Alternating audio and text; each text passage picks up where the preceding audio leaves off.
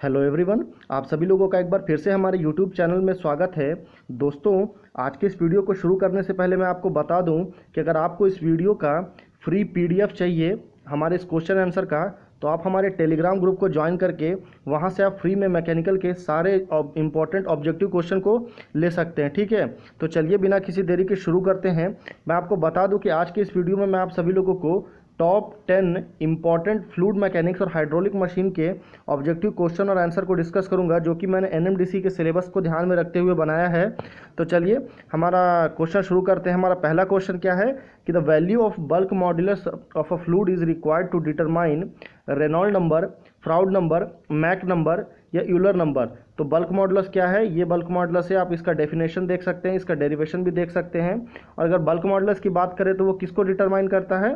तो वो आपका मैक नंबर को डिटरमाइन करता है। ठीक है, तो option number C is a correct answer. अगले क्वेश्चन में चलते हैं। क्वेश्चन नंबर 2 है कि इन वन डायमेंशनल फ्लो, कौन सा फ्लो? One dimensional. ठीक है, the flow, one dimensional flow क्या होता है? वन डायमेंशनल फ्लो में स्टेडी एंड यूनिफॉर्म होता है, take place in straight line या टेक प्लेस इन कर्व या take place in one direction. तो वन डायमेंशनल में आमतौर पे लोग क्या क्लिक कर देते हैं? Take place in one direction. ठीक है, तो वन डायरेक्शन भी एक तरह से करेक्ट है, पर इसका बिल्कुल एब्सोल्यूट करेक्ट आंसर जो है वो ऑप्शन नंबर बी है। यानी कि जो वन डायमेंशनल में जो फ्लो होता है वो बिल्कुल स्ट्रेट लाइन में होता है। ठीक है, इसमें कुछ भी डिफॉर्मेशन नहीं होता है। आइए मैं आपको दिखाता हूँ किस तरह होता है वन डायमेंशनल। देखिए, ये वन डायमेंशनल फ्लो है, ये आपका नॉर्मल पाइप है और ये डाइवर्जेंट पोर्शन बन रहा है। ठीक है, डाइवर्जेंट पोर्शन पता होगा आपको कि डाइवर्जेंट कुछ इस तरह को डाइवर्जेंट बोलते हैं। और अगर कन्वर्जेंट की बात करें तो इस तरह जो आपका सेक्शन बनता है उसको कन्वर्जेंट बोलते हैं। ठीक है, तो ये डाइवर्जेंट सेक्शन में ये आपका वन डायमेंशनल फ्लो है। ठीक है, एक ही स्ट्रेट लाइन में आ रहा है। ठीक है, इसमें जो लाइंस देख रहे हैं आप सब स्ट्रेट लाइन में है, इसीलिए इसको वन डायमेंशनल फ्लो बोलते हैं। ठीक है, क्वेश्चन नंबर 3 में आते हैं कि काइनेमेटिक विस्कोसिटी इज द, आपको काइनेमेटिक विस्कोसिटी का डेफिनेशन बताना है। ठीक है, तो काइनेमेटिक विस्कोसिटी, पहले तो आपको ये ध्यान रखना होगा कि रेशियो का मतलब क्या होता है? रेशियो का मतलब होता है भाग। ठीक है, और प्रोडक्ट का मतलब क्या होता है? प्रोडक्ट का मतलब होता है गुणा। ठीक है, ये बिल्कुल बेसिक चीज़ें हैं जो आपको पता होनी चाहिए। तो चलिए क्वेश्चन देखते हैं कि kinematic viscosity is the ratio of absolute viscosity to density of the liquid, या ratio of density of liquid to the absolute viscosity, या product of absolute viscosity and density of the liquid, या product of absolute viscosity and mass of the liquid. तो kinematic viscosity जो है इसका right answer होगा option number A, यानी कि ratio of absolute viscosity to the density of the liquid. Okay, अगले question में चलते हैं। क्वेश्चन नंबर 4 है हमारे पास कि कोफिशिएंट ऑफ कॉन्ट्रैक्शन यानी कि सी सी। ठीक है, सी सी ये आपने पढ़ा होगा, सी सी, सी वी, सी डी।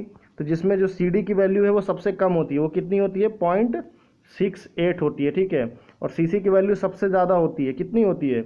वो होती है 0.97। आमतौर पर ये भी एग्जाम में डायरेक्ट क्वेश्चन पूछ लेता है इनकी वैल्यूज़ को लेके, तो आपको ये चीज़ें भी पता होनी चाहिए।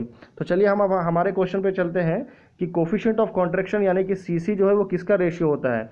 Actual velocity at jet at vena contracta to the theoretical velocity, या loss of head in the orifice to the head of water available at the exit of the flow orifice, या actual discharge through orifice to the theoretical discharge, या area of jet at vena contracta to the area of orifice. तो coefficient of contraction जो CC है ये होता है आपका area of jet at vena contracta to the area of orifice. ठीक है, तो option number D is the correct answer.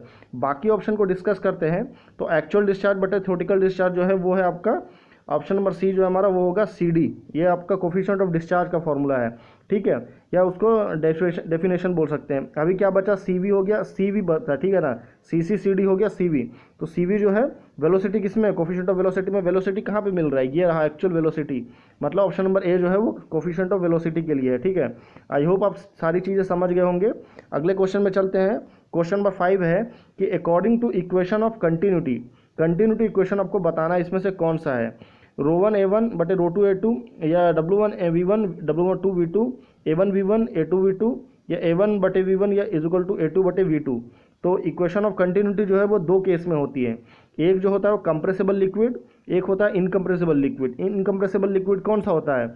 जिसको हम दबा नहीं सकते, और अगर हम इसको दबा नहीं सकते तो उसकी जो रो की वैल्यू है वो हमेशा कांस्टेंट रहेगी, इसलिए ऑप्शन नंबर सी जो है वो इनकम्प्रेसिबल के लिए। ठीक है, तो A one V one is equal to A two V two, ये आपका फॉर इनकम्प्रेसिबल। और कंप्रेसिबल में अगर फ्लूइड कंप्रेस हो गया मान लीजिए, तो फ्लूइड कंप्रेस होने से क्या होगा? रो की वैल्यू जो है वो चेंज हो जाएगी। तो इस केस में क्या होगा? ρ2a2v2 या ρ1a1v1 ऐसा बनेगा, ठीक है। ये वाला डेरिवेशन, दोनों ही कंटिन्यूटी इक्वेशन है और दोनों ही सेम है, ठीक है, पर एक इनकम्प्रेसिबल के लिए एक कंप्रेसिबल के लिए है।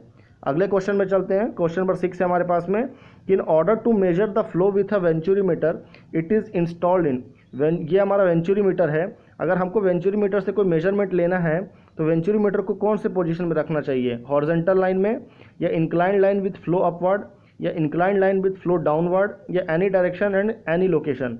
तो वेंचुरीमीटर के केस में क्या है कि अगर आप इसको 90 डिग्री या फिर आप उसको 180 डिग्री या पूरा 360 डिग्री भी आप इसको घुमा देंगे तो इसकी जो एक्चुअल वैल्यू है उसमें कुछ भी चेंजेस नहीं आएगा। तो option number D is the correct answer, any direction and any location, ठीक है। और ऐसा क्यों होता है, क्योंकि इसके अंदर में जो हम फ्लूइड यूज़ करते हैं, मरकरी यूज़ करते हैं, वो मरकरी जो है वाटर से इसका डेंसिटी ज़्यादा होता है, इस वजह से इसको किसी भी डायरेक्शन में घुमा देने से कोई जो इसके ओरिजिनल वैल्यू है उसमें कुछ भी फ़र्क नहीं पड़ता है, ठीक है। अगले क्वेश्चन में चलते हैं। क्वेश्चन नंबर 7 काफ़ी ज़्यादा सिंपल है कि which of the following is an example of laminar flow. Laminar flow का एग्जाम्पल बताना है आपको। अंडरग्राउंड फ्लो यानी कि ज़मीन के अंदर में जो पानी जाता है वो लेमिनर है, बिल्कुल सही है, क्योंकि अगर वो टर्बुलेंट होता तो जो हमारे अर्थ की सरफेस है वो इतना ज़्यादा स्टेबल नहीं होता, क्योंकि टर्बुलेंट फ्लो जो है वो काफ़ी ज़्यादा डिस्टर्ब करता है और वाइब्रेशन क्रिएट करता है, ठीक है। फ्लो पास टाइनी बॉडीज़ पतले बॉडीज़ के पास से भी बिल्कुल सही, लेमिनर फ्लो सही है। Flow of oil in a measuring instrument, जो मेजरिंग इंस्ट्रूमेंट होता है उसमें जो फ्लो होता है वो भी लेमिनर होता है, बिल्कुल सही, मतलब option number D is a correct answer, ठीक है। नेक्स्ट क्वेश्चन में चलते हैं कि maximum efficiency of a transmission through a pipe के थ्रू जब ट्रांसमिशन करते हैं तो उस समय मैक्सिमम इफिशिएंसी कितनी होती है, 50%, 56.7, 66.67 या 76.66। तो ये काफ़ी ज़्यादा सिंपल क्वेश्चन है, इसका नंबर ऑप्शन होगा सी इज़ द करेक्ट आंसर। और ये काफ़ी ज़्यादा सिंपल है, पर ये बार बार एसएससी के एग्जाम में इसको रिपीट किया जाता है इस क्वेश्चन को, ठीक है।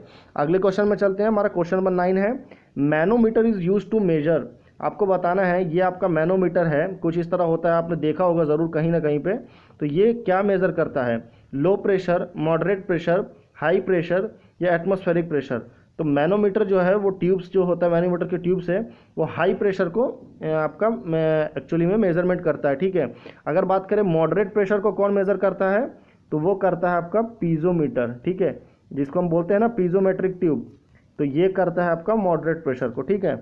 अगले क्वेश्चन पे चलते हैं। क्वेश्चन नंबर 10 और हमारे वीडियो का लास्ट क्वेश्चन है, जिसका आंसर मैं आपको बता रहा हूँ कि the centre of gravity of the volume of the liquid displaced is called centre of pressure, centre of buoyancy, Meta centre या नन ऑफ दिस।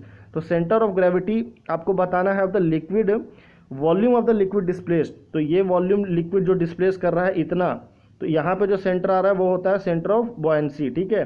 तो option number B is a correct answer, ठीक है। अभी आपको मुझे बताना है कि आपकी टोटल 10 में से कितने क्वेश्चन आपने राइट आंसर दिया, आउट ऑफ 10 आपके कितने मार्क्स आए, आप मुझे नीचे कमेंट करके बताइए, ठीक है। मैं जानना चाहता हूं कि आपका प्रिपरेशन का लेवल क्या है, ओके। लास्ट क्वेश्चन जो हमारा क्यू फॉर यू है, यानी कि क्वेश्चन फॉर यू, आपको इस क्वेश्चन का आंसर भी आपको मुझे नीचे कमेंट करके बताना पड़ेगा, ठीक है। क्वेश्चन काफ़ी ज़्यादा सिंपल है, मुझे नहीं लगता कि बहुत ज़्यादा प्रॉब्लम होगी। कि the pressure measured with the help of a piezometer tube is in newton per mm square, newton per metre square, head of liquid, या ऑल ऑफ दिस। तो ये 4 ऑप्शन है आपके पास, राइट आंसर आप नीचे कमेंट करके बताइए। और अगर आप NMDC का प्रिपरेशन कर रहे हैं तो आप हमारे चैनल के साथ जल्दी से जल्दी जुड़ जाइए और यूट्यूब चैनल को सब्सक्राइब करके बेल आइकन प्रेस कर लीजिए और आप हमारी फैमिली में एक मेंबर बन जाइए, ठीक है। और साथ ही अगर आपको वीडियो को पसंद आया हो तो लाइक करें, शेयर करें। तो फिर मिलते हैं आपसे अगले वीडियो में, तब तक